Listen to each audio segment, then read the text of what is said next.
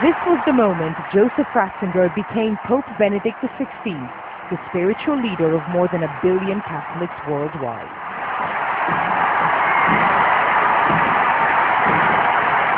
On April 19, 2005, crowds gathered in St. Peter's Square to cheer his elevation, and he could have been in no doubt as to how crucial the timing of his papacy was.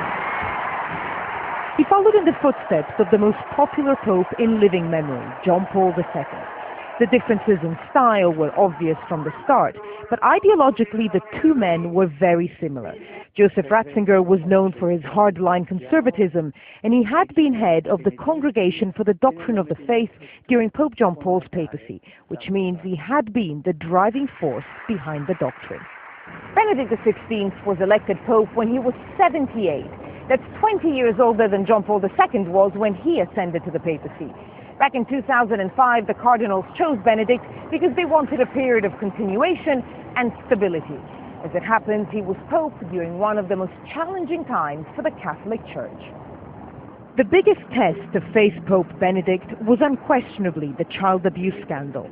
Although cases had already emerged, especially in the US, it was under Benedict's tenure that the pedophile scandal truly erupted worldwide.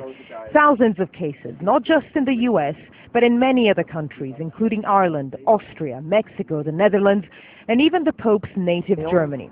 And most damaging of all, accusations and growing evidence that the Church had willfully covered up several cases, transferring the offending priests from diocese to diocese, only for them to molest yet more children in their care.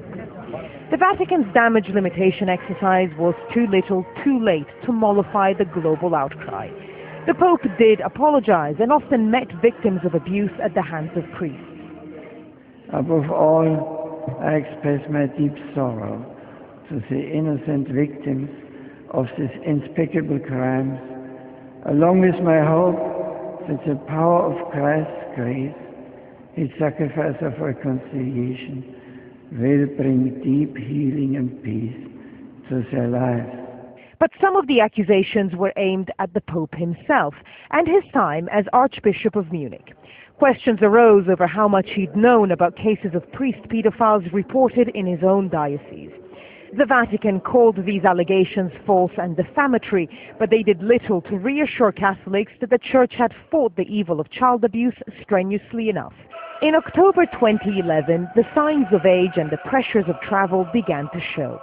The now 84-year-old Pope began to use a mobile platform to be wheeled up the main aisle of St. Peter's Basilica. The Vatican said it was to reduce fatigue.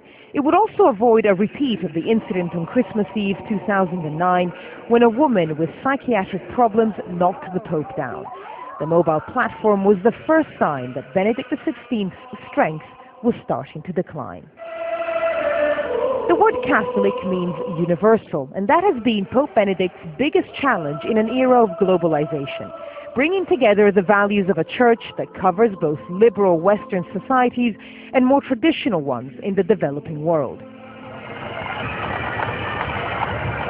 Barbara Serra, Aljazeera.